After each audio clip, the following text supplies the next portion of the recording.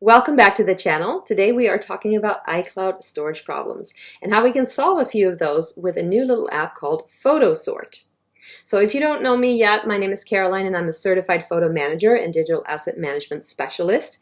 Basically what that means in layman terms is that I'm a professional organizer, but instead of my colleagues, working on closets and basements and such, I work with digital information and digital files, photos and memories, and all that stuff that lives in our digital ecosystems. And I get that organized and streamlined. And I love doing that because memories is what matters, and we all take so many photos and videos nowadays that they have to go somewhere. We have to keep them safe and backed up so that we can have them in our lives and actually enjoy them. And in the world today, we have a bit of a clutter problem. I want to say we have an overflowing photo situation where we take trillions of photos, but we curate very, very little. And that leads to issues with storage, and with consolidation and with organization, right? So normally what we want to do is we want to make sure that we have a clear workflow. We know where our photos are stored, we know where they're coming from, we know where they're going, we know how they're backed up, and we know what we're doing with them. And if you don't quite have clarity on your system like that, I have a lot of resources for you. So you can hop on over to organizingphotos.net, as well as on my main website, theswedishorganizer.com. I have a lot of resources there for how to start dealing with this. And once you're clear on your system, then we have to make sure that it's consolidated so that everything is in one place and streamlined, and then we have to have it organized so that you can find what you need faster within that system. So that's basically what I do, and I have actually a course called DPO Pro, the Ultimate Photo Organizing Masterclass, that teach you exactly how to do that. If you're not familiar with DPO, it stands for Digital Photo Organizing, and a pro is what you become when you take the course, so hence the name, DPO Pro. So be sure to take a look at that at theswedishorganizer.com/DPO Pro if you're not quite sure how your digital ecosystem works, or if you want to just try and sketch out a better workflow and an easier, more automated way to manage your memories. We can do that. But I want to mention PhotoSort because PhotoSort is really interesting. It's a little app that's only a few dollars, and you basically download it, install it, and point it and direct it towards your Apple Photos library. And what it does then is that it sorts and indexes your entire library so that you can see a few different things that would not be available otherwise in Apple Photos. For example, what photos and videos take up the most space? What photos and videos are the best quality? Which ones are the worst quality? And what can you get rid of to, in order to save space and reduce clutter? I know that syncing is wonderful. I love syncing. I love iCloud. But what happens so often is that we don't have enough storage space on our computers and our mobile devices. So everything ends up in iCloud. And then not only do you have expensive subscriptions, but you also don't have a good way to back those memories up. So we want to make sure that we download high resolution files to at least one device.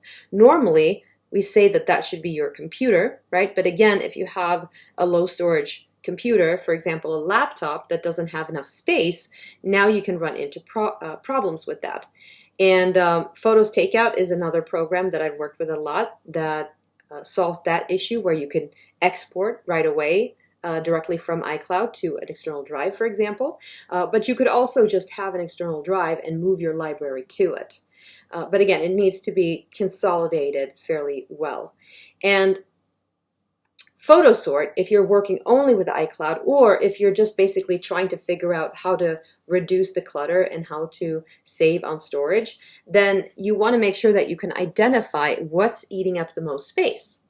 And it's really, really cool actually, because when you add PhotoSort to your Apple Photos library, it creates two different albums, a quality sort and a size sort. And the size sort, you can adjust the settings for and see like which are the biggest files, which are the smallest files, and you can adjust the number of files that you see. You can also add a storage goal.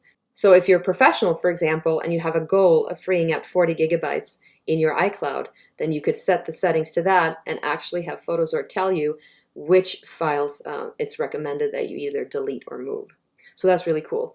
With the quality sort, what it does, it shows you low quality photos. You can also flip that switch and look at high quality photos, and you can then make better curating decisions. So curating is actually going to be a lot faster.